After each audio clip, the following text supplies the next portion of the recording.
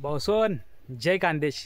आज ना व्हिडिओ दादा खास आपला मक्का लागवड करेल शेतकरीसाठी दादा. ज्या शेतकरी भाऊसनी बी आपला वारमा मक्का लागेला असेल आणि मला मागे देखत शकतस की आपला वारमा असं सुद्धा डबल कणीसले कणीस येला असेल तर दादा असं जर कणस आपला वारमा येला असतील तर काहीच घाबरासारखं कारण नाही दादा. कारण येणं जे यवानं जे हाय डबल कणीस कशामुळे असतं येणं एक कारण दादा.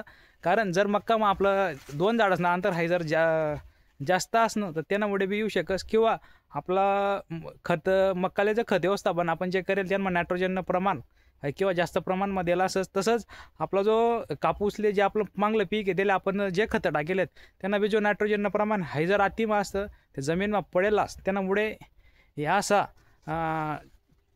कणस येत राहतं दादा. पण येणं आपलं उत्पन्नावर कुठलाही फरक होणार नाही जर हाईच लिंक ना दादा. तर जे पहिले मेन कणीस आहे हे येणी पहिले भरानी जी आहे पहिले पूर्ण प्रोसिजर पूर्ण होई त्यानंतरच खाल्लं कणीस भराई. पण येणी भराई येणी गॅरंटी नाही आहे दादा.